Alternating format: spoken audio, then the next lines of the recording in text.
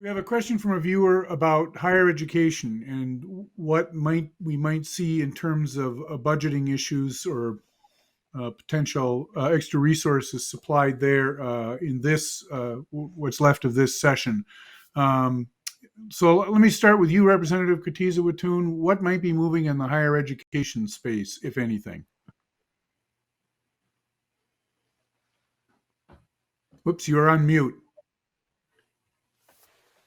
Darn, I thought I was going to make it through. Uh, we have a great It's higher against the law, education in bill. fact, to not you can't complete a program without telling somebody they're on mute. It's required, so it's all Well, good. then, do I win a prize? Yeah, yeah, absolutely. I'll send you a copy of old statutes. It'll be Oh, great. So perfect.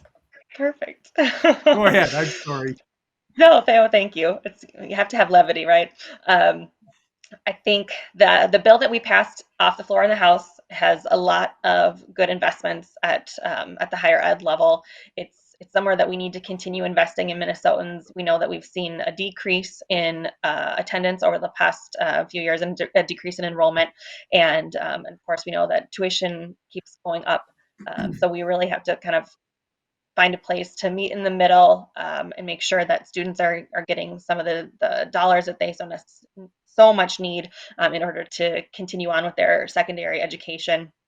On the other side of things, I think that we're looking at some really exciting partnerships, with different associates programs and apprenticeships and those types of things, because we know that college isn't for everyone, and it certainly shouldn't be. It doesn't need to be, because there's a lot that people can do on a life path. They can find their heart's passion and make a solid income to sustain their family and to support their community. So I think there's a lot to consider. I'm not sure what the bill looks like out of the Senate, and if we'll be able to find any common ground to make some of those investments, but I've got my fingers crossed.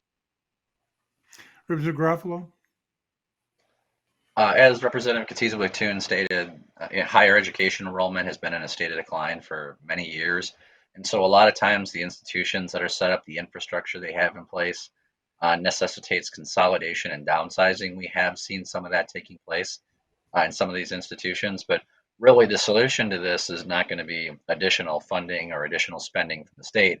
What needs to happen is our higher education institutions need to be aligning their standards and their course offerings to what the needs of the workforce are.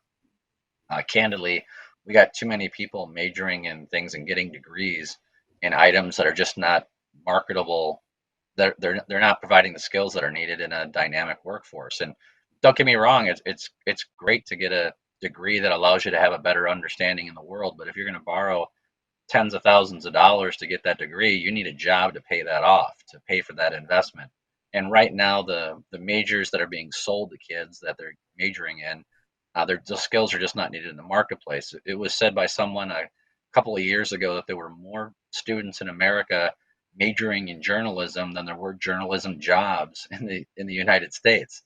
And we see several sectors of our higher education institutions that are doing that are cranking out and motivating kids to get into majors. And I think one of the things we can do is by if we're going to provide additional assistance, to provide discounted rate in those areas that we really need, such as nursing or math and science education, engineering, those sorts of high end, high learning, high income jobs that have made Minnesota a brain power state.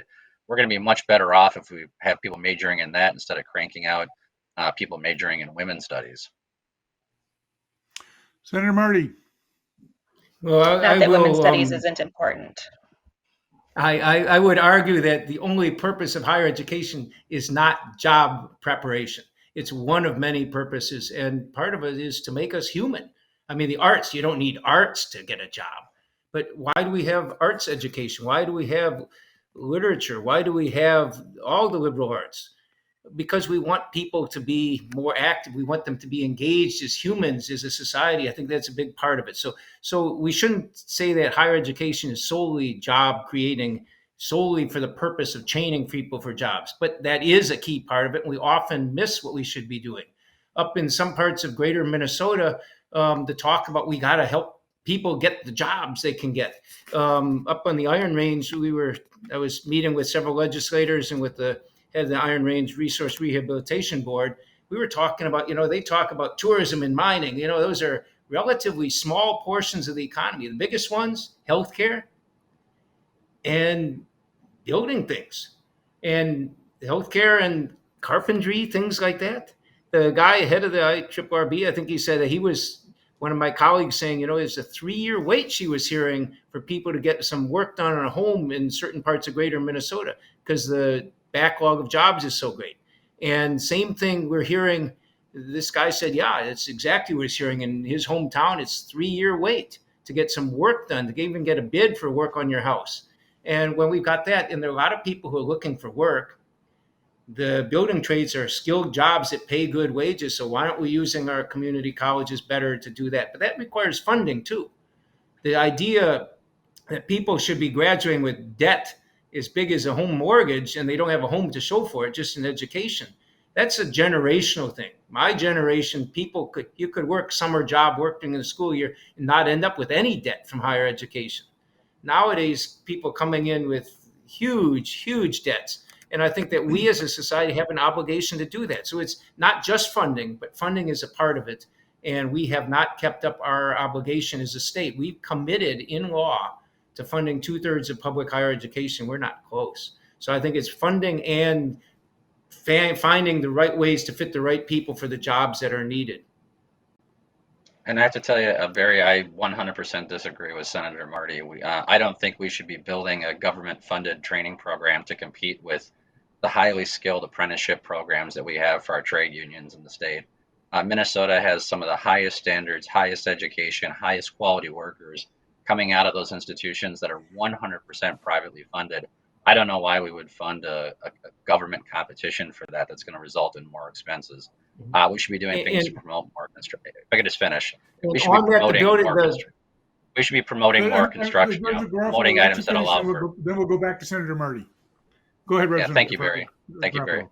So I think it's really important to notice that all the apprenticeship programs you see, whether it's pipe fitters, carpenters, in all our trade unions, those are 100% privately funded. All that training is by employers, and it puts the trade unions in perfect alignment with what the workforce needs that are of our private sector employers, because you can get all the training in the world you want, but if you're learning things that the private sector economy doesn't want, you're not going to get a job. And I don't understand why we would take something that is so effective and is 100% privately funded and have the government subsidize an alternative. It just makes no sense to me. And Senator Marty.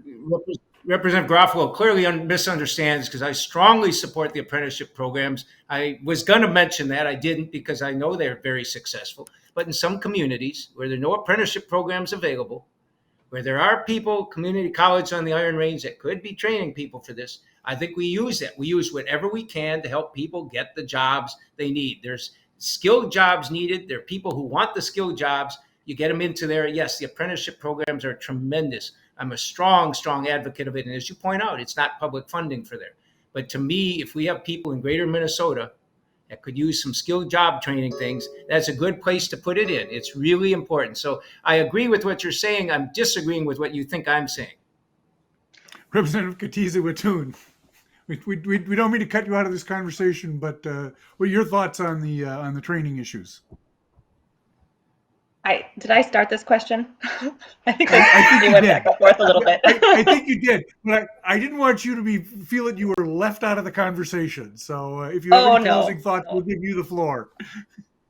Well, I did take my 18-month-old up on a tour of the 49ers training facility, and I think that was thus far the highlight of his life.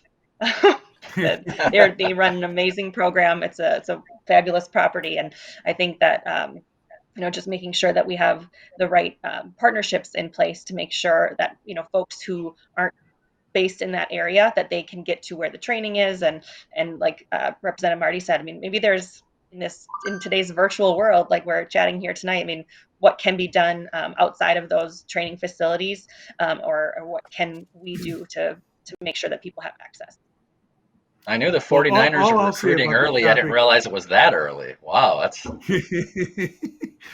All I'll say about this topic is Mr. Thesey was my 7th grade shop teacher, and he advised me that 8th grade shop was an elective and I didn't have to take it. So that tells you about my mechanical and shop skills. I'm very dependent on those people that are being trained, whether in the programs that Representative Garofalo mentions or elsewhere. So I really one of enjoyed the my things we woodworking and metalworking classes, but the drafting, not so much. Computerized yeah, drafting right. program Well, was over my head. Senator Marty and I can tell you about T-squares and drafting tables, which probably the current generation has no idea what we're talking about. But anyway, enough of the get off our lawn moment. Let's move on to another question.